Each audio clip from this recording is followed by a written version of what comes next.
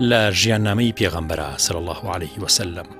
ئەگەر سەرنج بدەین 100 ساڵی ڕابردووی ئەم ئومەتە ئەو سیرە و ژیاننامانەی کە دەربارەی پێغەمبەری خوا صلی الله عليه وسلم نووسراون سیرە و ژیاننامەیەک بووە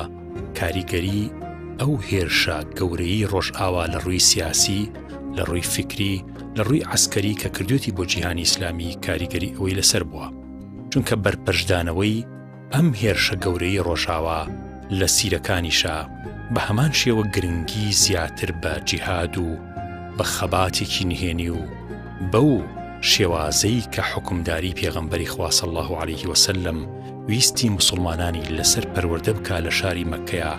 یاخود دروستکردنی ڕێخستنێکی نهێنی ناو مسلمانان هەموو ئەمانە لە سیرە نوێەکانە ئەبینی. کاریگەری ئەم سیرە نوێیانە کاریگەری ئیجابی و کاریگەری سلبیشی هەبووە. کاریگەری ئیجابی بەوەی کە مسلمانان توانیوانە خۆیان تۆکمەترکەن یاخود بتوانن خۆیان ڕێخەنەوە و یاخود لە بەردەم هێرشە گەورەکەی ڕۆژئاوایە دیفاعێک بکەن و قودسیەتی ئەم دیفاعش لە ژیانی پێغەمبەری خوایە صلی الله عليه وسلم بدۆزنەوە. بەڵام کاریگەرە سلبیەکەی بریتیە لەوەی کە ئەم 100 ساڵی ڕابردوو کەمتر تیژ خراوەتە سەرەوەی کە پێغەمبەر صلی الله عليه وسلم ئەو پێغەمبەرە نازدارە بوو کە ڕەحمەتە للعالەمین بوو. ڕەحمەتبوونی پێغەمبەری خوا تا ئەندازێکی زۆر لەم سیرە نوێیانەیە شاراوە بووە. ئەم شەوەمانەوێت سەرەتا بەو پرسیارە دەست پێ بکەین کە ئایا بۆچی سیرەتی پێغەمبەری خوا صلی الله عليه وسلم ڕووە گەورەکەی کە ڕەحمەتە للعالەمینە زیاتر تیشکی دەخرێتە سەر؟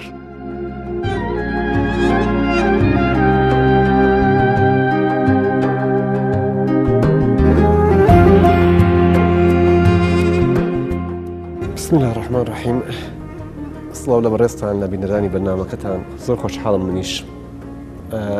مانگی مەولود لە بەڕێستان و لە بینەران پیرۆز بێ. خوای گەورەمە بکە ئێمە دەرفەتی وامانەوە بڕخسە زیاتر لە خزمەت سیرەی پێغەمبەری خوا بین. ئەو پرسیاری بەڕێزت کرد بەڕاستی پرسیارێکی زۆر وەردا. لە ڕاستیە ئێمە پێویستمان بەوەیە کە دیوی ڕەحمەتی ژیاننامەی پێغەمبەری خوا جارێکی تر پیشان بە مرۆڤایەتی بینەوە. جا ئەنتیکە ئەوەیە لە 100 ساڵی ڕابردووە هەروگەجەنامە لە پرسیارەکە ئاماژەت پێدا کۆمەڵێ لە غێر مسلمانان ویستیانە ئەو دیوەی ژیاننامەی پێغەمبەری خوا پیشان بنەوە. یعنی ئێستا من چەند ژیاننامەی پێغەمبەری خوام لەبەرچاوە کە هەتا یەکێ لەوانە نووسری ژیاننامەی پێغەمبەری خۆیان فەرمێ ئەو کارێک کە ئەبوایە مسلمانان بیان کردای ئەوان نیان کرد بۆیە من کردومە کە دیوی معنەوی، دیوی ڕۆحی، دیوی ڕەحمەت، دیوی میهرەبانی، دیوە نەبینراوەکەی ئەوەی کە بە درێژایی مێژووی مسلمانان عارفەکان و پیاوچاکان بووەتە کانیاوی ڕۆحی ئەوان. ئەوە بەداخەوە لە 100 ساڵی ڕابردووە لەبەرەوەی کە ئێمە کێشەی سەرەکیمان کێشەی سیاسی و ئابووری و دیوە دەرێکەکە بووە هەڵمان داوە کە لە ژیاننامەی پێغەمبەری خوا تەنها ئەو دیوە پیشان بینەوە لە کاتێکە ئەمە تەنها ئەگەر بڕێنەوە خزمەت مەولەنا جەلالەدین ڕۆمی تەنها ئەمە کەفی ڕووی دەریا گەورەکەی ژیاننامەی پێغەمبەری خوایە. قوڵایی دەریاکە لە شوێنێکی دیکەیە لە ڕاستیە. ینی ئەبوایە ئێمە لەو قوڵایەوە باسی ژیاننامەی پێغەمبەری خوامان کردە بەڵام لەبەرەوەی کە ئەو کێشانی تووشی جیهانی ئیسلامی و شارستانیەتی ئیسلامی و مسلمانان بووە ڕەنگە بڵێ نەحەقیشمان نەبوو بێ مسلمانان بەو دیوە بە شوێن چارەسەری ئەو گرفتانە لە ژیاننامەی پێغەمبەری خوا خۆی بۆ خۆی شتێکی باشە لە ژیاننامەی پێغەمبەری خوا بە شوێن حەلا بگەڕی. بەڵام لە ڕاستیە فعلەن ئێمە ژیاننامەی پێغەمبەری خوا تەنها وەک مامۆستا نووریسیە فەرمێ یعنی تەنها دیوێکی بینراو نییە، سنەتێکی کەونی و دەرەکی نییە بەڵکو سنەتێکی ڕۆحی گەورەشە کە ئەو دیوەی دیوە گەورەترەکەیە ئەوەیە کە ژیاننامەی مرۆڤایەتی سەرشارەکە لە محبەت، سەرشارەکە لە سوودبینینی ڕۆحی و ئەوانە بەدڵنیاییەوە ئێمە ئەوە بکەین. غێری خۆمان لە ژیاننامەی پێغەمبەری خوا دەستیان بەو بابەتە کردووە. ئێستا من حالیان 3-4 ژیاننامەم لە بەرچاوەک عەرزم کردی کە بەو دیوە نووسیانتە. سواز بەخوا مسلمانانیش دەستیان پێ کردووە. ینی الحەمدوللا مەسەڵەن نووسینەکانی ئەبوو سلێمانی نەدەوی لە شەبەقارەی هەندی خۆی گەور جەزای باتەوە کە چەند مەجەڵەدی لەسەر ژیاننامەی پێغەمبەری خوا نووسی و بەو دیوا خوێنوێتەوە. هەروەها مامۆستا ئەبوبەکر سەلاجدین مارتین لیگنس کە یەکێک لە گەورەترین فەیلسوفەکانی ئیسلام ناس و تەسەوف ناسی ئیسلامیە کتێبێکی هەیە کە باشترین کتێبە بە غەیری زمانی عەرەبی لەسەر ژیاننامەی پێغەمبەری خوا نووسرابێت. ئەگەر بیکەین بە کوردی ئەمە ئەبێ ژیاننامەی محەممەد درود و سەلامی خوا لەسەر بێت لە کۆنترین سەرچاوەکانیەوە چونکە ئەو 27 ساڵ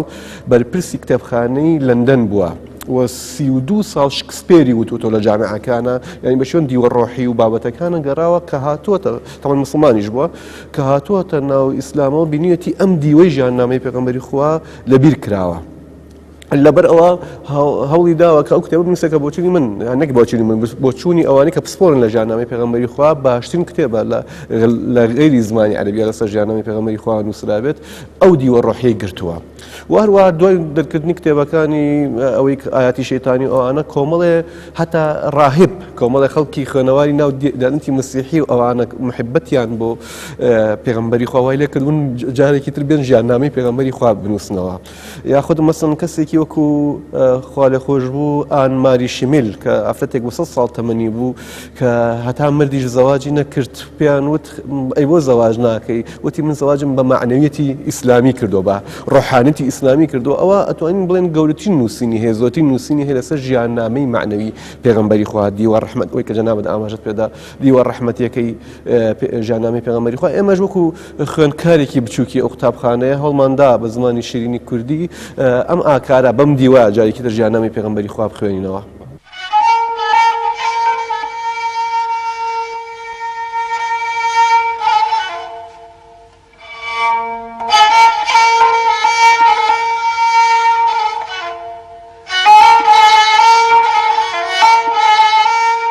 قصيدي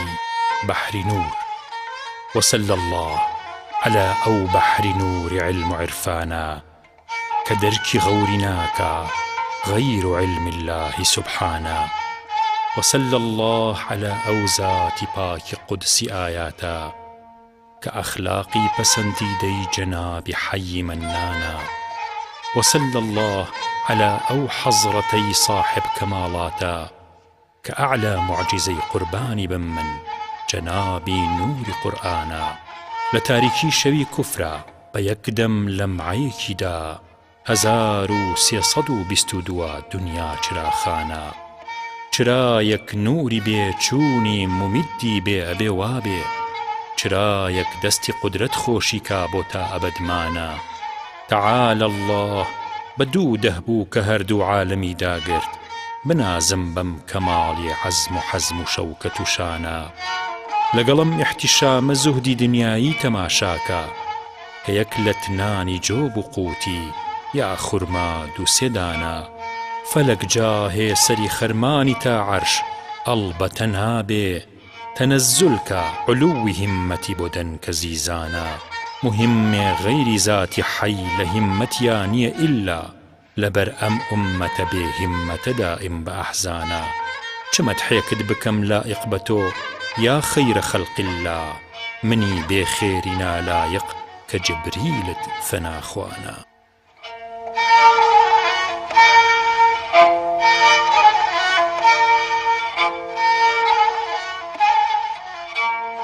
لە سیرەت و ژیانی پێغەمبەر صلی الله عليه وسلم ئەوەی کە وەختی سەیری سیرە ئەکەیت ئەم هەموو عەرەبە دەشتەکیە و ئەم هەموو خەڵکەکە بە نەزانی و بە نەفامی ناوزەن کراون یاخود ناوبراون لە کتوپڕێکە لە مودەیەکی کەمە. ئەمە ناوەنێکی جەنابەت کە بوون بەو شتەی کە بەو مجتەمەعە گەورە زۆر جوانەی کە وەزان مەحویە فەرمێ ئەگەر غەریبێکی دوور هات و بەهاتایە ئەوە ئەیتەمە پێغەمبەرستانە. ینی بەجارێکە هەموو ئەخلاقی پێغەمبەریان گرتبوو، ئەم ڕەوشتە چۆن بوو بە کاڵا و بوو بە باڵا و بوو بە ڕۆح و بوو بە ئەخلاق و بوو بە هەڵسوکەوتی مجتەمەعێک ئالە و ئاستەیە کە ژمارەیەکی زۆر لە خەڵکەکەی بۆ جۆری لێبێت. بە ناوی خوای بەخشندە و میهرەبان. مناسبەیەکی گونجاوە لە بەبوونەی مانگی لەدایکبوونی پێغەمبەر صلی الله عليه وسلم، مانگی ڕەبیعی مەولود. هەندێک باس لە تایبەتمەندیەکانی پێغەمبەر صلی الله عليه وسلم بکەین. یەکێک لە تایبەتمەندیەکانی ئەوەیە کە جەنابەت باسی کرد لە ماوەیەکی کەمتر لە 25 ساڵ، ینی چارەکە سەدەیەک، ئەم پێغەمبەرە توانی ئەو گۆڕانکاریە گەورەیە بەدی بێنێت. ینی خوای پەروەردگار ئەو تەوفیقەی پێدا کە بە جوهد و بە جیهادی تاکە کەسی و دەستە جەمعی خۆی و یارانی ئەو گۆڕانکاریە گەورەیە لە مێژووی مرۆڤایەتیە سەرەتا لەناو هۆزێکا کە 360 تیرە بوون و هەر تیرەیەکیش بت و معبودێکی هەبوو. لەگەڵ ئەوەیە تەماشاکەی ئەو هەموو دوژمنایەتیە، ئەو هەموو پیلانە، ئەو هەموو پشێوی گێڕانە چاواشەکاری کە کرا لە خاڵێکی دوورە دەستی شارستانێتیە، ڕووداوێکی وە، پەیامێکی وە، دینێکی وە، شەپۆل و دەریا و ئۆقیانوسێکی وە کە هەموو شیرک و بتپەرستی و جەهالەتێک ڕاماڵێ. ئەمە هیچ تەفسیرێکی بۆ ناکرێت جگە لەوە ئیعجاز، ئیعجازی خوداییە و لەسەر دەستی ئەو پێغەمبەرە بەرجەستە بووە و دەرکەوتووە. مەحوی شاعری خۆمان زۆر جوانە فەرمێ: ئەوە هادی سوبل، تەنها ئەوە مەبعوسە بۆ سەر کول، بەوە ختمی ڕوسول، خاتەم ئەوە تاجی ڕەسوولانە. یعنی هەر بەم دێڕێ ئەمە بۆمان دەرەکەوێت کە پێغەمبەر هادی سوبولە، یعنی تۆ هەر ڕێگایەکت ئەوێ پێغەمبەر صلی الله علیه و سلم ئەتوانێت ڕێنیشاندەرت بێ، ڕێگای سیاسەتت دەوێ، ڕێگای پەروەردەتەوێ، ڕێگای خزمەتگوزاریتەوێ، ڕێگای کاروباری خێزانیتەوێ، ڕێگای علم و معریفەت و زانست و شارستانێتیت دەوێ، ئاشکردنەوەی دڵە نامۆکانت دەوێ، هێنانە سەرڕێی لادەر و منحەریفەکانت دەوێ. ئەمانە هەموو هەر ڕێکامڕێگەی خۆی هەیە. یعنی لە دنیای ئەمڕۆیە بڕۆ بزانە ئەو هەموو پسپۆڕی کە هەیە، ئەو هەموو پارە و بوجەی تیا سەرفەکرێ بۆ ئەوەی کەسێک پێ بگا کە پێشەگا دوای چەندین ساڵ هێشتا ناتوانێت بگا بە ئامانج و بە مەبەستی خۆی. تەماشاکەی پێغەمبەری خوا لەبەرەوەی پەروەردەکراوی ڕەب العالەمین خۆیەتی، عەلەمەه شەدید القووە، ئەو پلە و پایە معنەوی کە کەسبی کردووە هێناویێتەوە بۆ ناو مرۆڤایەتی، جارێکی تر مرۆڤایەتی ئەباتەوە بە دوای خۆیان. هەموو ئەم سیفەتە گەورانە هادی سوبول،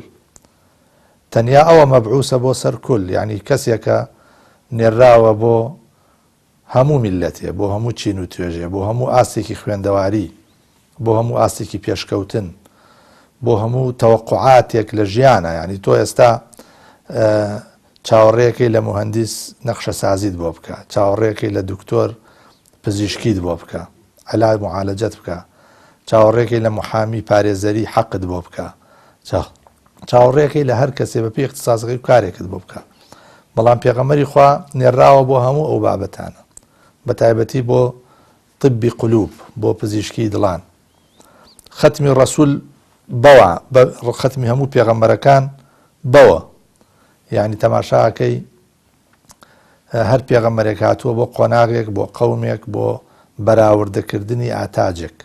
بەڵام پێغەمبەری خوا هاتووە بۆ ئەوەی تاجی هەموو پێغەمبەران بێ، ئەوەی ئەوان بۆیان نەکرا، پێیان نەکرا، ئەو کۆتایی پێبێنێ و ئەنجامی بدا بە جوانی و ئەمجا بێ بە واریسی هەمویان. شەفیعی ڕۆژی ڕستاخێزە بەنسبەت دنیاوە ئەو کارە گەورانەی کرد، بەنسبەت عالەمی کیترەوە کە عالەمی دواییە جیهانی قیامەتە، شەفیعی ڕۆژی ڕستاخێزە بۆ هەمووانە دەستاوێز. ئەوە ئەو ڕۆژە وەک خۆ ما بەقا عومەن سومەن و عومیانە، ئەو وەکو خۆی ئەمێنێتەوە، بەڵام ئەوانی تر هەمووی وەکو کەڕ و کوێروان، مابەقی سومەن و عومیانە. کە لێکیتەوە ئەم پێغەمبەرە بۆ خەسایسی کە هەیەتی، بەو تایبەتمەندیانی کە هەیەتی، خوای پەروەردگار تەرشیعی کردووە، کاندیدی کردووە کە نزمترین ئاستی کۆمەڵایەتی، نزمترین ئاستی ژیاری و شارستانێتی تەحویل بکە، بگۆڕێ بۆ بەرزترین ئاست. ئەوە بوو کە قوڕەیشەکان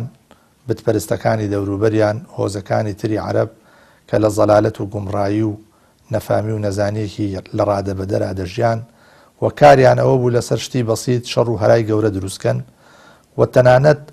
وەکو باسەکرێت جەنگی بەسووس لە بینی قەبیلەی بەکری و تەغلیبە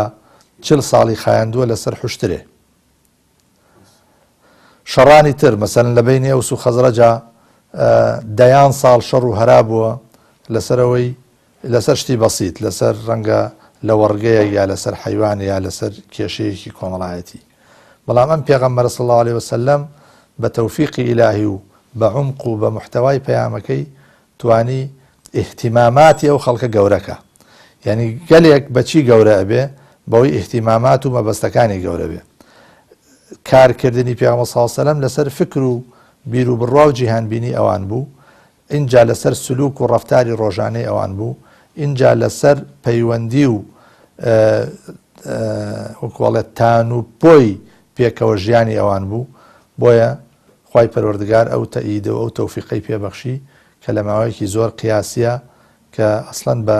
حساباتی گۆڕانکاریە کۆمەڵایەتەکان کاتێکی زۆر کورتە 23 ساڵ یا کەمتر ئەو گۆڕانکاریە گەورەی دروست کرد کە جەنابەت باست کرد. بابەتی ڕۆحی و ئیمانی بابەتێکی چەندێتی نییە، بابەتێکی چۆنێتیە.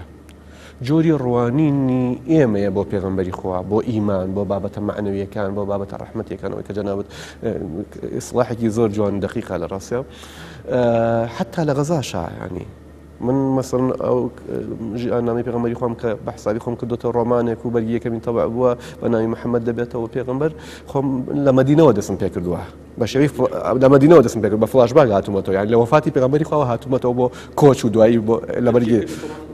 بەرگیەکەمی تەبع بووە لەخوا بزیابێ استقبال و ینی بەدەوامبوونێکی باشی بۆ تایبەتی لە گەنجانەوە. ینی من خۆباسی غەزاکانیشم کردووە، بەس غەزاکان خاڵی نین لەم دیوە ڕەحمەتیەی،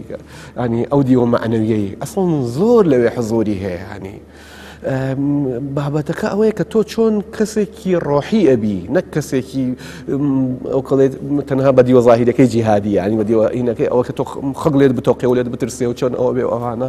ینی پێغەمبەری خوا حتا ئەو غەزانەشی کردووە هەر بەو مامەڵە معنەویە کردوێتی، لەبەر ئەوە ئێمە جۆری ڕوانینەکەی ئێمە بۆ ئەو بابەتە گرنگە. جیا لەوەش کە فەرمووت مەسەڵەن ینی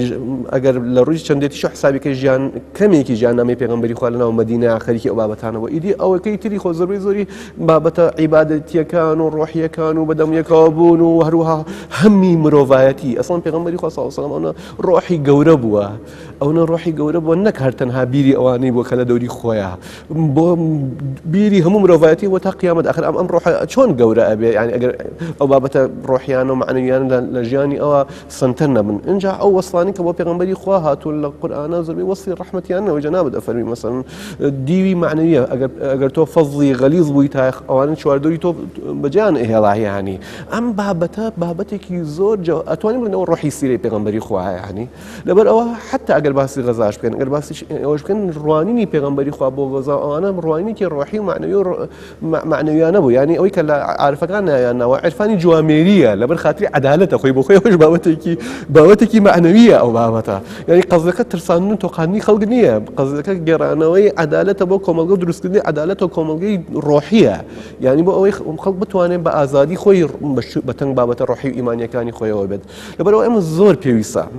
ینی ئێمە پێویستمان ڕۆگەمان بگۆڕین بەڕاستی. من هەمیشە وتومە زۆر نووسین گرنگ نییە لەسەر هەر بابەتێک بە تایبەتی ژیاننامەی پێغەمبەری خوا، چۆنیەتی نووسین گرنگە، چۆنیەتی ڕوانین. ینی ئێمە لەم مزگەوتە جوانان، ینی ئەگەر ئێمە تەنها لەو دەرگایەوە سەری مزگەوتە بکەین تەنها دیوێکی ئەبینین، بەس با بڕۆین لە دیوێکی تریشەوە سەریکەین، ئەو ساڵمان دەرەکەوێت دیوەکانی تریشی چۆنە. ینی حتا یەکێ لە پێغەمبەر ناسان ئەفەرمێ ژیاننامەی پێغەمبەری خوا لەگەڵ قوڕیشیەکانە هەروای کرد، ئێوە تەنها ئەم دیوە بچووکەتان بینن، با من دیوێکی ترتان پیشان بم بزانە ئەم بوونە چۆنە. ینی ژیاننامەی پێغەمبەری خوش خۆی بۆ خۆی کەونێکە، گردوونێکی گەورەیە، ئێمە نانێت تەنها لەو سوچەیەوە سەیریکەین، ئەبێ ڕووبکەین بەو دیوە. من هەمیشە ئەوەشم وتووە کە شەخی سعدی شتێکی زۆر جوانی هەیە، فەرمێ ئەو کەسێک کە پشتی لە گەنجینەیەکە هەتا بجوڵێ لە گەنجینەکە دوورترەکەوێتەوە. مەسەلەکە جوڵان نییە، مەسەلەکە نووسی نییە لەسەر ژیاننامەی پێغەمبەری خوا، گرنگترینشە ئەوەی ڕووبکاتە گەنجینەکە، ڕۆگەی خۆمان بگۆڕین. لەگەڵ پێغەمبەری خوا پێویستمان بە ڕۆگە گۆڕینەوە مەسەح جارێکی تر سەیری ئەمە بکەین، ئەو کاتە جەمالی ئەومان بۆ دەرەکەی، ئەو کاتە گەورەی ئەم باخەمان بۆ دەرەکەی، ئەو کاتە گەورەی ئەو دەریایەمان بۆ دەرەکەی، ئەو کاتە کە بۆمان دەرەکەیکە. ینی مامۆستا عەلی تەمتاوی فەرمێ من تەنها لەسەر هیجرەت 27 ساڵ نووسیمە، هێشتا وازانم هیچم نەکردووە. کاتێککە من ئەو قسەی مامۆستا عەلیم خوێندەوە لەرزم لێ هات،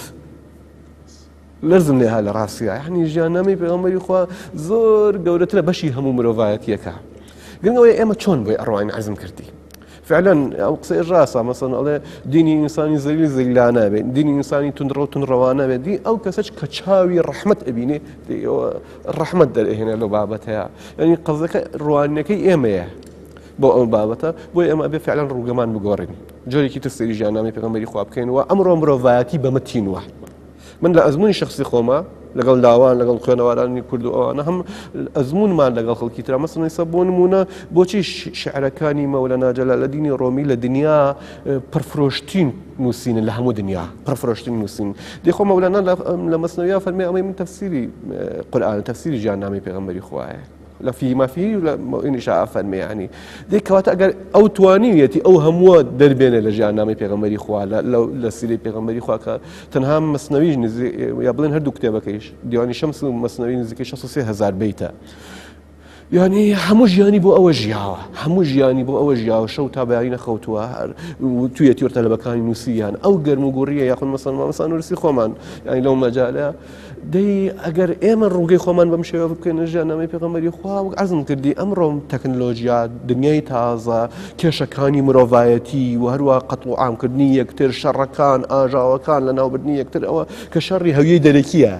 شەڕی دەرەکیە پێویستی بەوە چرخانە ڕۆحی هەیە بۆ ئێمە مرۆڤەکانمان خۆش بێ ئەوەی مرۆڤایەتی ڕزگارکەین لەکوێوە لە ڕوانگەی ژیاننامەی پێغەمبەری خواوە لەبەرەوە پێویستمان بەوە چرخانە هەیە بەڕاستی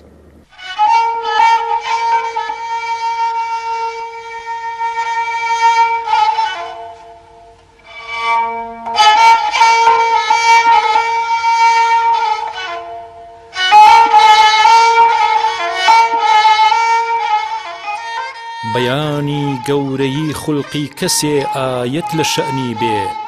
نەمەقدومی من و تۆیە نەئیشی قس و سەحبانە لە ئادەم تا مەسیحا ئەنبیا یەک بە قەومی خۆی خەبەر داوە لە پاش ئێمە کە دێ ئەو فەخری ئەکوانە نعوتی خۆی و نعتی ئال و سەحبی وەک گوهەر دەرجە لە دوورجا یعنی کوتوبی منەززەلەی ئەو ئەنبیایانە چەها ڕوهبان و کاهین هاتیفی غەیبی بە یەکتریان دەدا موژدە کە جەننەت دێتە دنیا بەم نزیکانە کە تەشریفی قودومی هاتە دنیا بارشێکی فەیس لە هەوری مەرحەمەت باری کە ئاساری نمایانە ڕشێنەی ئاگری بەردایە عمری ئاگری زەردەشت بە بەرقی بوو کە شەق بوو تاقی کیسرا بوو بە وێرانە دڵی سووتا بە زەردەشت و بە کەسری کیسرەوی گریا ئەوەندە بەحری ساوە نم لە چاویا بۆتانە ئەتۆش ئەی نەفسی بەتینە بە بێجێ دڵ مەسووتێنە لەبەر کەسر و کەمی دنیا بەسە ئەم شین و گریانە هەموو کارت بە حیلە لە خزمەتی فکری عەزازیلە عەزا وەک پیرەژن مەگرە دیار کاری مەردانە بە زیکر و فکری شیمەی مستەفا وەقتت مصەفاکە کە باسی ئەو سەفا بەخشە تەڕەب خێزە دوڕەفشانە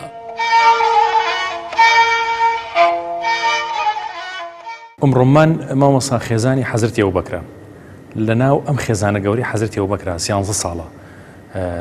ئەسما موسڵمانە حەزرەتی عایشە موسڵمانە حەزرەتی ئەبوبەکر ئەوە یەکەم کەسێکە موسڵمانە بەسە بەڵام لەم خێزانەیە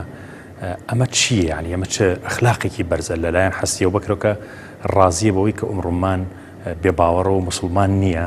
و لە هەمان کاتیشە کە کۆچەکات ئەمڕۆمانیش خاوەنی ئەخلاقێتێکی ئەوەنە بەرزە ناڵێ ئەبوبەکر 5000 درهم تۆ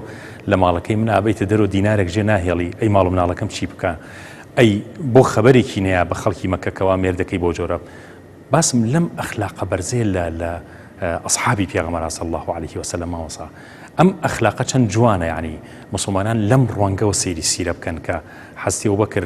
مانعێک نییە لە ماڵی حەزرەتی ئەبوبەکر کە خێزانەکەی تەلاقیشی نایەکە کافرە و ئیمانی نەهێناوە بە ئیسلام پرسیارێکی زۆر دقیقە یا شێخ ینی لە ڕاستیدا پێغەمبەری خوا هاتووە کە ئەخلاقیاتی مرۆڤایەتی تەواوکە ڕوونە هەموو مسلمانێکەوەی إنما بعثت لأتمم مكارم الأخلاق جاء لنا ماضي خوشيانا آخر أنتك أوية تنها خزاني حزتي أو كنية كمسلمان نبوه زاوي بيغمبري خواش مسلمان نبوه حتى لب أخيرا كتبك طبع بو كتبك جوانا مشترك لماضي بيغمبر صلى الله عليه وسلم يعني بلام أويج أخلاقي جوان يعني بيغمري أو أخلاقي أو رشاو كردو هذا ما مشرك يجبو به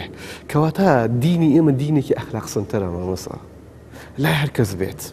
یعنی لە قورئانە وەصفی قسیسی و ڕۆحبانەکان نەکراوە کاتێکە ئاەتەکانی خوایان بەسەر ئەخوێنێتەوە چاویان فرمێسیەتە خوارە پێیە ئاعتراف بەو جوانی بەو عیبادەت و بەو دیوە ڕۆحی ئەوانیشەکە.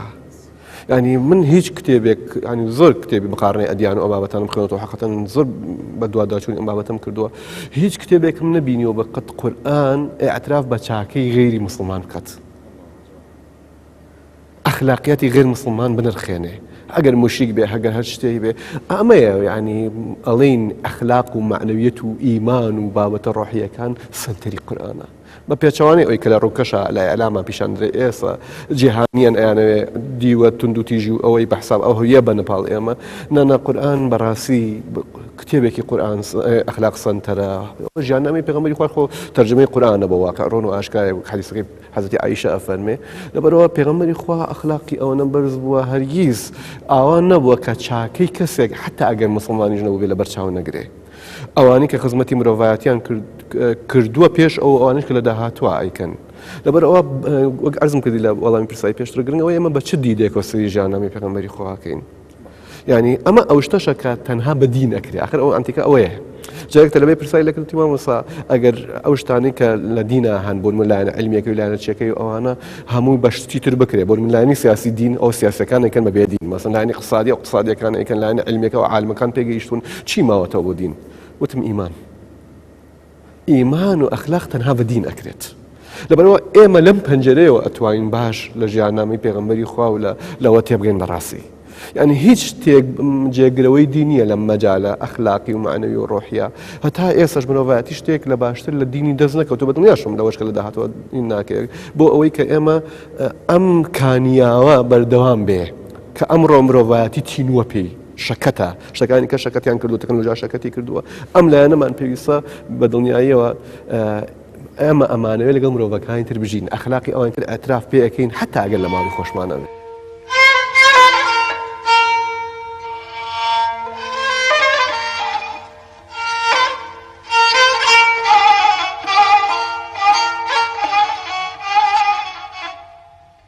يا رسول الله دخيلك رمني بما حضور وەک دزان گردن کەچوو شەرمەندە وێستاوم لە دوور گەرچی سەرمایم نییە خۆ مستەحەقی ڕەحمەتم ڕەنگی زەرد و ڕووی ڕەش و مووی سپی و فرمێسکی سوور وەک لە لاوە بێشعورێک بێتە تووشی دام و داو تووشی نەفس و تووشی شەیتان بووم غەریب بێشعور مستەحەقی ڕەحمەتم ئەی دۆستی حەق وەی مەستی حەق دەستی من بگرە لە نار و بمخەنێ و دەریای نور ڕۆح لەسەر لێوم نەفسگیرە لە نێو خەوف و ڕەجا چاوەڕێی فەرمانی تۆیە بێتە دەر یا بچێتە ژوور تای کیسوەت وەختی خەندە تا بشێ ڕوود بۆ دەمم نەردەبانی عەرش و پایەی لامەکان مایەی حوزور تا خەمی و خاشاکی بەردەرگای تۆم بۆ دەست بدا چیم لە گوڵزاری بەهەشت و لەزەتی حور و قوسور يا رسول الله يا شيخ المدينة يا شيخ المدينة هركز عاشقته دلي مشكينة دلي مشكينة مش بمدينة واسم بطاوة واسم بطاوة أرزاقم بدست رسول الله رسول الله يا رسول الله يا شيخ مدينة يا شيخ مدينة هركز عاشقتن دلي مشكلة دلي مشكلة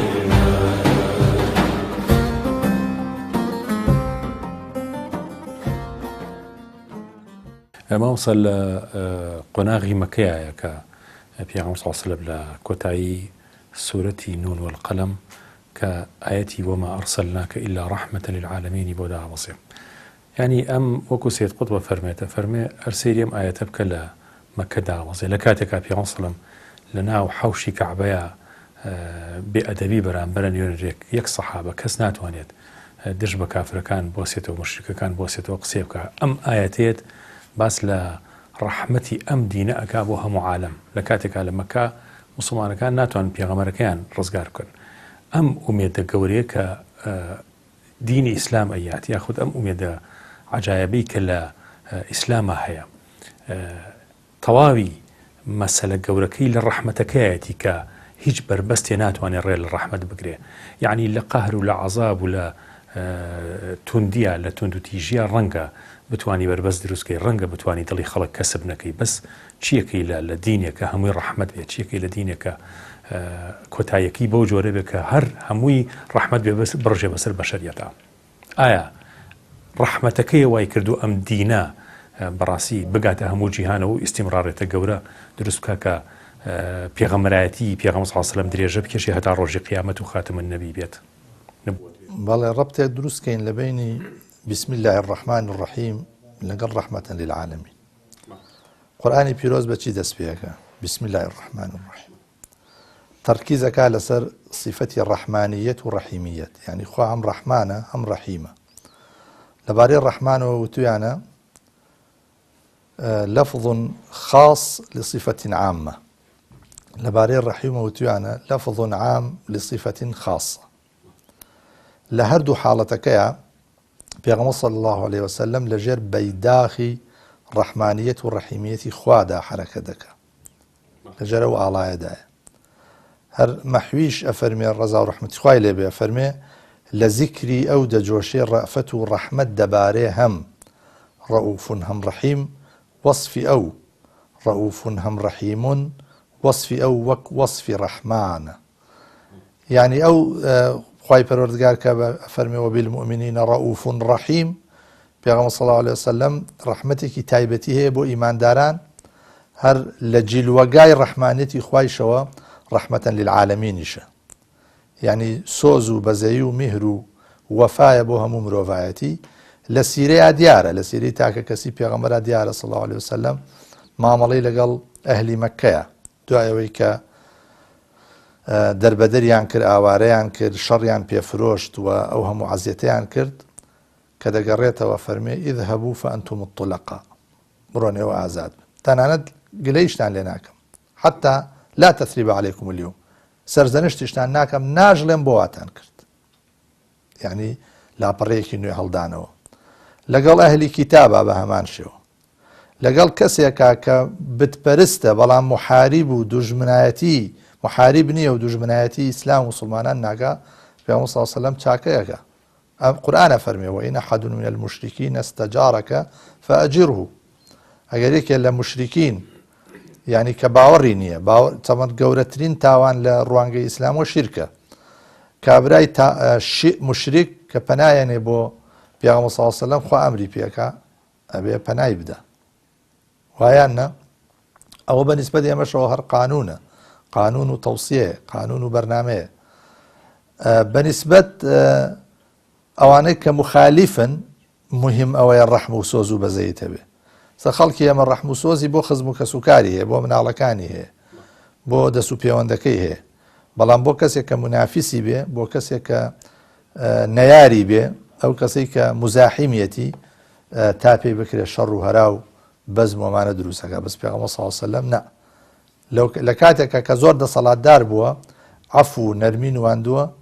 ولك أي لكاتك كدا صلاتك أو توين بوا دعاء هدايتي بو خلق كردوا دعاء كردوا كخواي پروردگار هدايتي أو خلق با لا شر بدرا كاتك راويجك بصحابة برزكاني كلباري أسيرقان وشيبكن إمامي أبو بكر فرمي برئي من آزاديانك إمامي عمر فرمي باهر كسي كسكارك خوي بكوجي على پیغمبر صلى الله عليه وسلم رأي أبو بكر ورقري بلام تشجيعي عمري شك على طبيعتي وكو طبيعتي نوح واي طبيعتي أبو بكر وكو طبيعتي إبراهيم واي يعني هردو طبيعتك لخصلته لناخ لسروشتي إنسانا هي كإنسان لكاتي بيوستا تنبه بەڵام لە کاتی پێویستە بە سۆز و بەزەیی بێ بەڵام لە کاتێکە هەردووکی ڕەنگە ئینسان چاوەڕوانیان بکە پێغەمبەر صلی الله علیه و سلم جانیبی ڕافەت و سۆز و بەزەیی و ڕەحمەتەکە هەڵەبژێرێ هەر ئەوەی شەکە پێغەمبەری خوا صلی الله عليه وسلم ئەولا بالمؤمنین من ئەنفوسهم یعنی ئەولاترە بۆ ئینسان لە ذاتی خۆی لە کەسی لە خۆی ئێستا پێغەمبەر صلی الله عليه وسلم بۆ نەفسی من لە خۆم باشترە بۆ نەفسی من لە هەر کەسێ لە ئێمە لە هەر کەسێ ئەمە ئەولەویەتیە تۆمە نزیکتر ینی ئەقرب بەڵام ئەولا ینی چی صفەتی ویلایەتیشی هەیە بەسەرمەوە ینی دۆستمە پشتیوانمە لایەنگرمە پشتم بەر نادا ڕۆژێ لە ڕۆژان خەمخۆرمە بۆیە لە سەرمەرگا پێغەمبەر صلی الله علیه و سلم دوعا بۆ ئومەتەکەیەکە ئەفەرمێ ئومەتی ئومەتی کە قوربانیەکە قوربانی بۆ خۆی و بۆ ئومەتەکەیەکە قوربانیەکە بۆ خۆی و ئالوبەیتی قوربانیەکە بۆ ئومەتەکەی بۆی ئەگەرێکێ لە ئومەتەکەی ئیمکاناتی ئەوەی نەبوو لە ژیانیا قوربانی بکە لەو قوربانی پێغەمبەر صلی الله علیه و سلم سەهیم بێ ئەوە زۆر گرنگە لە حاڵاتی ترە ئەو تەوجیهاتی کەیەتی بۆ تاک بۆ خێزان بۆ کۆمەلگا بۆ ئینسانەکان هەمووی نیشانەی ڕەحمەت و سۆز و بەزەییە چونکە دینەکەی دینی یوسرە دینی زەحمەت و ناڕەحەتکردنی خەڵک و بێزارکردنی خەڵک نییە دینی قیتال نییە خوا فەرمێ کوتیبە عەلەیکم القیتال وهو کورها لەکم ئێوە لە ناچاریە خوا فەرزی کردووە لەسەرتان کە بجەنگن و چەک بگرن بەدەستەوە ئەینا ئەم دینە دینی قەڵەمە دینی ئیقناعە دینی بەڵگە و زانستە ئیقڕە ئەوە یەکە من ئەمرە یعنی تەنانەت ئیقڕە و خوێندن زانابوون و دانابوون لە پێش ئەمرکردنە بە نوێژ لە ئیسلامە لە پێش ئەمرکردنە بە ڕۆژوو لە پێش ئەمرکردنە بە حەج لە پێش ئەمجا مەسەلەی جیهاد و قیتال وەکو حاڵەت و وەکو ضەرورەتێک وەکو عەمەلیاتێک وایە کە تۆ نەخۆشێک هیچ چارێکی نەماوە ئەبێ عەمەلیاتیکەی نەشتەرگەری بۆ بکەیت لە مەسەلەی جەنگ و قیتالی شابێ و شێوە سەیری بکەین کەواتە قاعیدەی گشتی لای پێغەمبەر صلی الله علیه و سلم بریتیە لە سۆز و بەزەیی لە میهرەبانی لە معاملەکردنێکی لایق بە مرۆڤ کاتێک کە معاملە لەگەڵ کەسێکەکە بە تایبەتی ئەوانەی کە جیاوازن ئەوانەی کە بیر و بۆچوونیان جیاوازە عەقیدەیان جیاوازە پێغەمبەر صلی الله علیه و سلم کاتێکە عەداس ئەبینێ عەداس کاتێک لە تائیف گەڕێتەوە ئەم ناوی خوا بە کاتێکە تریەکەی بۆیانێ بسم الله ئەکا عەدازە پرسێ ئەم قسەیە تازەیە ئەم شتە لەم خەڵکی وڵاتان نییە ئەویژە فەرمێ ئاخر من خواوە ئەمری پێ کردو تۆ خەڵکی کوێی ئەویژە لە من خەڵکی نینەوەم ئەڵێ خەڵکی شاری براکەمی کە ناوی یۆنسە یعنی هەموو پێغەمبەران لە دیدی ئینسانی موسڵمانە تەکمیلەی ئەو یاسایەن تەکمیلەی ئەو بەرنامەیەن کە پێغەمبەر صلی الله علیه و سلم هێناوێتی بۆیە لە ئیسلامە تەنها فرسەت هەیە بۆ ئەوەی دینەکان پێکەوە بژین لە ئیسلامە ئینسان بە یەک چاوسەیری پێغەمبەرانەکە لا نوفەرق بین ئەحەد من ڕوسوله بۆیە دینی پێکەوە ژیانە پێکەوە ژیانیش مەبنایەکی بریتە لە توانای تەحملی جیاوازیەکانت هەبێ توانای ئەوە هەبێ کەسێکە بێ ڕێی جیاوازی هەبێ بەڵام تۆ بوونی ئەو بە پێویست بزانی بوونی ئەو بە مزاحیم نەزانی چونکە واد لێ ئەکا بڕوات بە خۆت هەبێ واد لێ ئەکا ئەم دینی ئیسلامە سیقە و بە لۆجیک و بە بەرنامە و بە قیەم و بە بەهاکانی خۆت هەبێ کە بەهاکانی ئیسلامە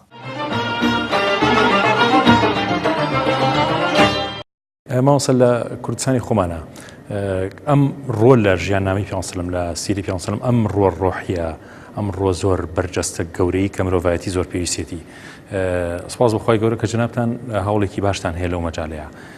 ئەکرێ بۆمان باسکەن کە جەنابتان ئەو نووسین و بابەتانەتان چۆن تەرتیب کردو بۆ ئەوەی کە لەم ڕۆ ئەم بینایە جارێکتر پیشانی خەڵک بدرێتەوە ینی ئەم بینا دروست بووە بەس خەڵکێک کە ئێمەی کورد زوبان چۆن بیبینین مامەسا لەناو کووردا مامەساکانی من شاعرەکانی کورد بوون عارفان و شێخەکانی کورد بوون لە ڕاستیە ئەوە هێنکەم ینی کەسێکی کۆ مەولەنا خالیدی نەقشبەندی کە پێغەمبەری خوا بە قیبلەی دڵی خۆی دائەنێ یعنی ئەوەی کە ئینەکان کردویانە شاعرەکان کردویانە خزمەتی ئەم لایەنەی ژیاننامەی پێغەمبەری خوا بوو یعنی ئەوەی مەولەوی کردوێتی ئەوەی نالی کردوێتی ئەوەی مەحوی کردوێتی من لەناو کوردەکان لەوان فێر بووم لە دەرەوەی کوردیش لە خەڵکی تر تەبەن ئەوە بووم بەس لەناو کوردەکانە ئەوان کە گرنگیان حتا شاعرەکانی سەدەی بیست بێخود و ئەوان یعنی ئەم دیوە معنەوی و نەبینراوەی ژیاننامەی پێغەمبەری خۆیان کردو تا بابەتی شعرەکانیان ئەزمموی ڕۆحی خۆیان جا من لەوانەوە فێر بووم فعلا ئەم دیوە گەورەی ناو ژیاننامەی پێغەمبەری خوا خەریکە ئێمە موسڵمانان لە بیر یەکەین من وەکەڵێ ڕوانینێکی عرفانیانم هەبوو بۆ ژیاننامەی پێغەمبەری خوا، ڕوانینێکی معنویانم هەبوو بۆ ژیاننامەی پێغەمبەری خوا. لەخوا بەزابێت تا ئێستاش ئەوەندەی کە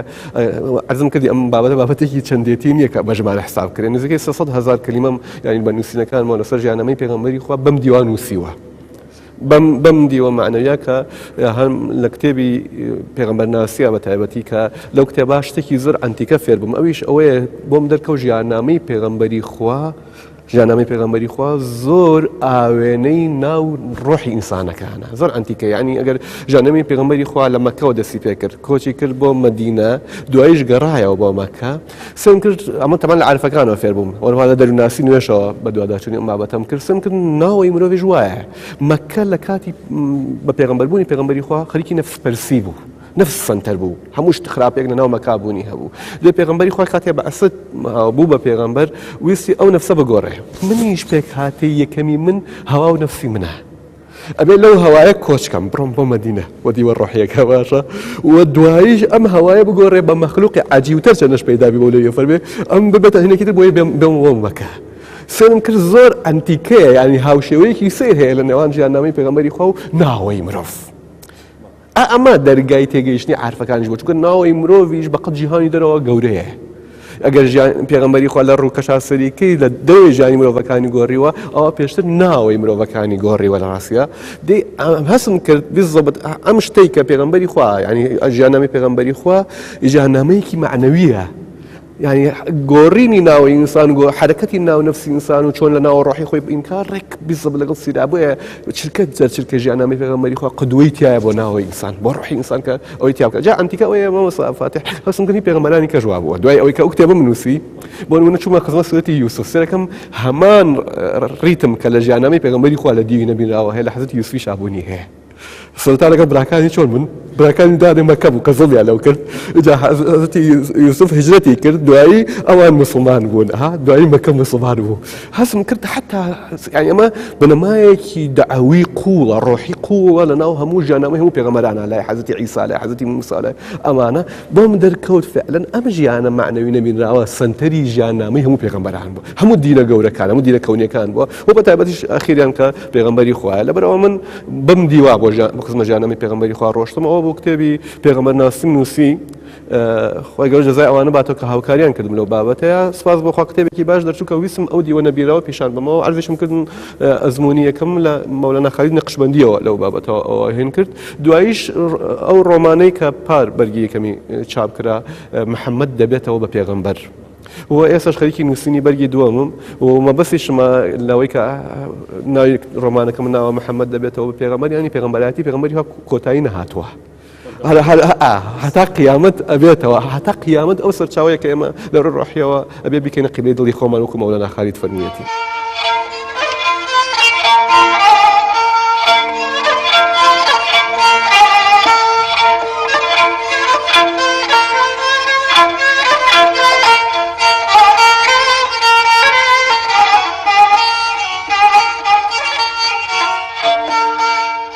غەزالی خۆشخەرامی من کە توڕە ئینتیشارەکە، هەزار شێری سەفشکەن بەڕشتەیی شکارەکە، کە تیری غەمزە تیژەکە لە جەرگ و سینە کارەکە، کە قامەتی بەدەر ئەخا قیامەت ئاشکارەکە، چ قامەتێ بەڕاستی لە سەروی جۆیبارەکە، فیدای دولبەرێ ئەبم کە عەینی دڵڕووباییە، غولامی سەروەرێ ئەبم کە فەخری پادشاییە، کە ڕۆژی هیجری ماتەمە و شەوی ویساڵی شاییە، کە 100,000 وەک منی بەجان و دڵ و فیداییە، لە گوڵشەنی نبووەتە گوڵێکی ئەو دەمیدەیە،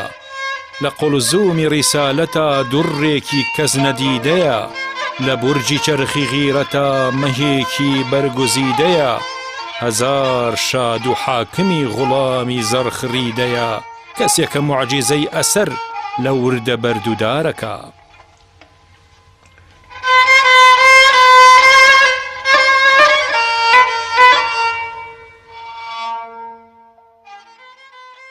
مامۆستا لە ژیانی پێغەمبەر صلی الله علیه و سلم، یعنی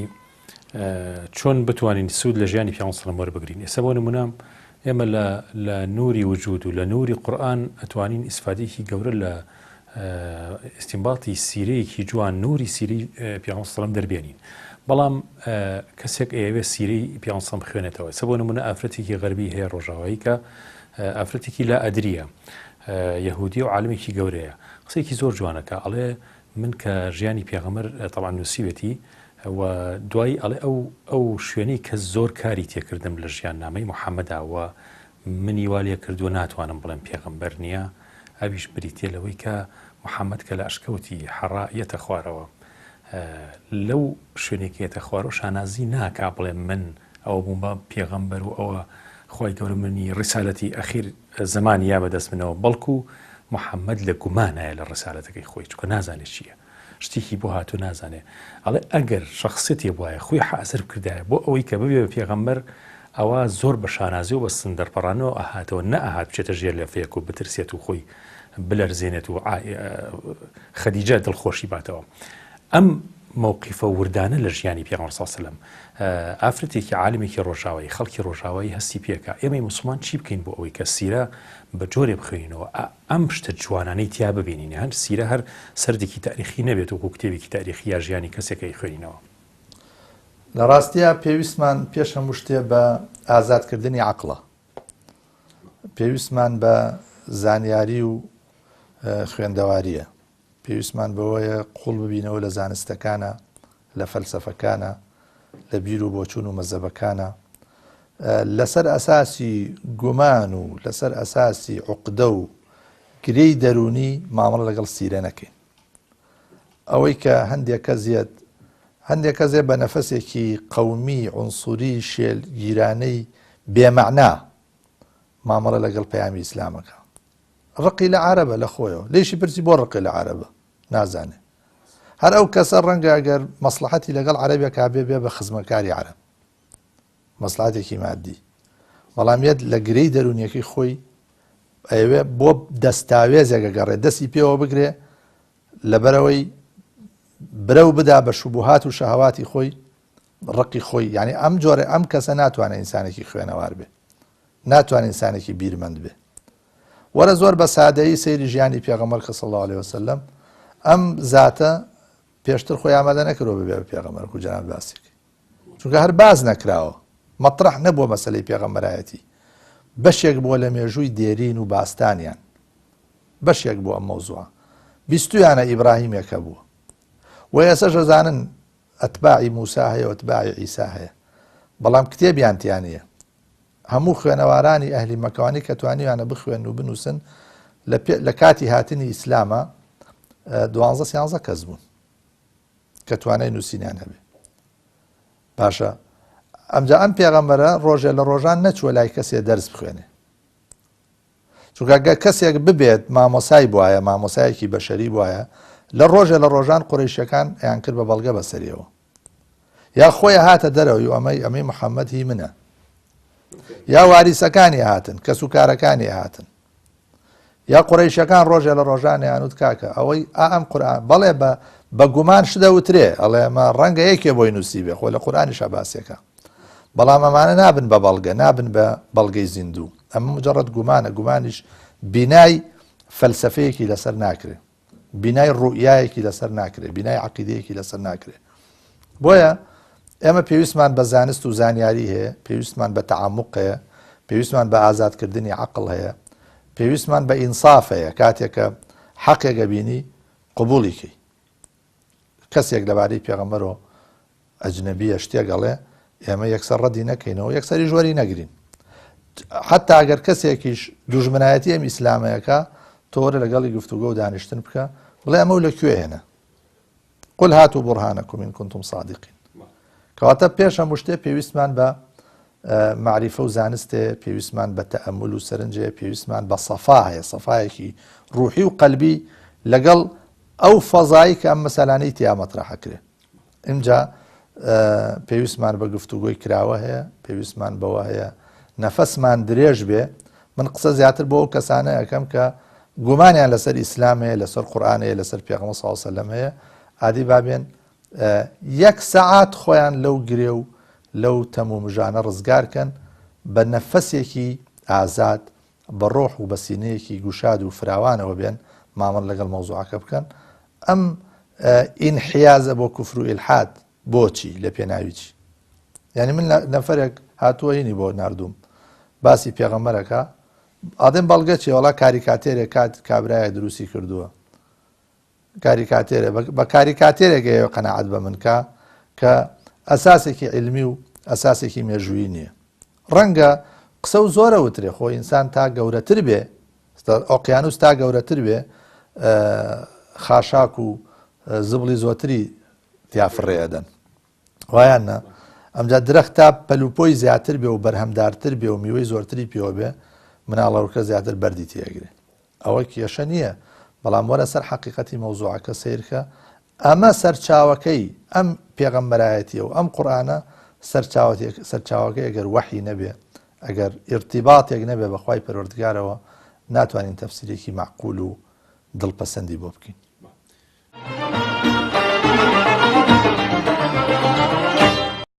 ئێمە لە خزمەت ژیاننامەی پێغەمبەر صلی الله علیه و سلم خزمەت ئیمانە لە خزمەت گەڕانەوە بۆ ناو سیرەتی ڕسول الله صلی الله علیه و سلم نەفسمان بەجێ بێڵین و بڕۆین بۆ ئەوێ یا ئەم نەفسەی ئێرە ئیسە بە کەڵکی ئەوەیە لە ژیاننامەی پێغەمبەر صلی الله علیه و سلم تێبگات. ئەزانی یەکێ لە تەمان پێغەمبەری خوا کاتێکە بوو بە پێغەمبەر ڕەوتێکی تایبەتی لە ژیانی ڕۆحانیەتی مرۆڤایەتیا دروست کرد. ئەویش ئەوەیە بۆ ئەوەی مرۆڤ ڕۆحانی بێ نابێت کە نارگیر بێت. ئەوەی ترخوا هەموو مسلمانی وەزانێ لا ڕەهبانیەتە فی الئیسلام یعنی ئێمە لە ناو ژیانە ئەتوانین ڕۆحانی بین لە ناو ژیانە یعنی ئیسا من لەگەڵ جەنابەت قسە ئەکەم بەڵام لە هەمان کاتیشە هەناسە ئەدەم ڕۆحانیەت و هەناسەدان وایە بۆ ئینسان خەریکی ئیشی ترە بەڵام ئەوەشی لەگەڵایە. ئەمە ڕەوتێکی تازە بوو کە پێغەمبەری خوا پێشکەشی بە مرۆڤایەتی کرد کە ئەکرێ بە تایبەتی بۆ سەدەمە ئێمە ئەومان ناتوانین کە نارگیر بکەین. ئەمەش ڕەوتە زۆر قورس و زۆر قیمەتەکەیە بە دڵنیاییەوە زۆر. یعنی ئەگەر ئەزمونێکی گەورەی پێغەمبەراتی و پێغەمبەری خوا نەبووە پاڵ بە مرۆڤایەتی و بنێ ئەمە قەت کەشف ناکرا لای ئینسانەکان لای مرۆڤەکان چونکە ئەگەر تۆ بڕۆ ژیاننامەی مرۆڤەکانەوە پێشخوێنەوە هەمویان بۆ ئەوەی کە ببن ئەزمونی ڕۆحیان بۆ دروست بێت چونەتە کەنارەوە لە دینە ڕۆژهەڵاتیەکان ڕۆژ ئاوایەکانیشە لە تاریخی هەموو ئەدیانەکە تا ڕادێک ئەرزم کردی بە دوواداچوونی ئەم بابەتم کردووە. یعنی ئەمە کە تۆ لە ناو ژیانە ڕۆحانی بی ئەمە ئەڵێ تایبەتمەندی ڕۆحانیەتی ئیسلامە عیرفانی ئیسلام و تەسەوفی ئیسلامیە لە ڕاستیە و ئەمەشە هینەکان مفەکرە تازەکانی و کەسانی کو ئیقبال لاهوری ئەیانەوێت تازەیکەنەوە یعنی ئیشی لەسەرەکەن و الحەمدولله ڕۆژ بە ڕۆژیش ئەهەمیەتی ئەم بابەتە دەرەکەوێت هەم لە ناو مسلمانانە هەم لە جیهانە. یعنی دیوە ڕۆحانیەتی ژیاننامەی پێغەمبەری خوا زۆرتر خۆی پیشاندا خۆی تەجەلاکە ئێمە ئیبینەوە لە ناو خۆمانە هەستی پێکەین و مرۆڤایەتی سوودی لێ ئەبینێ.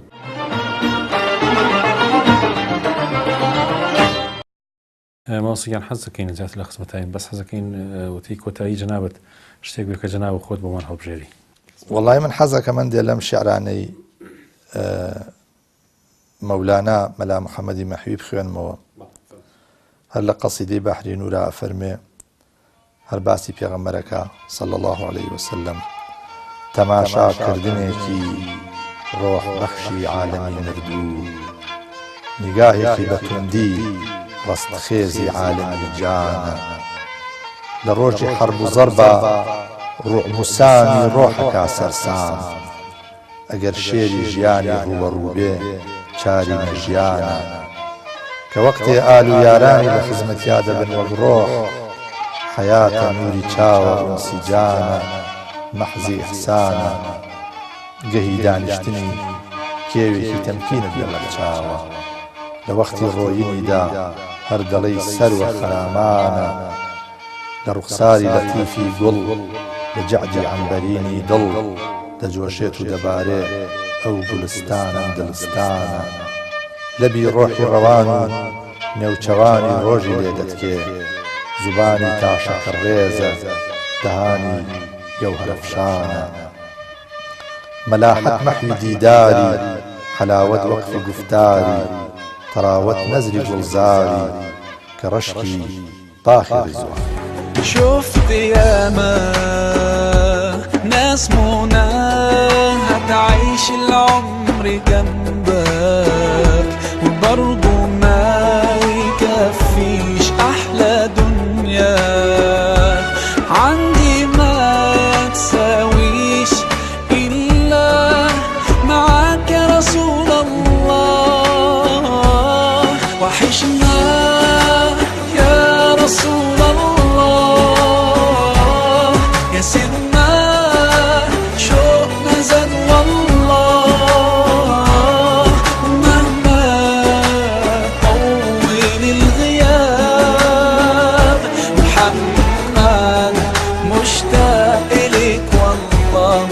محمد قلبي عليك صلى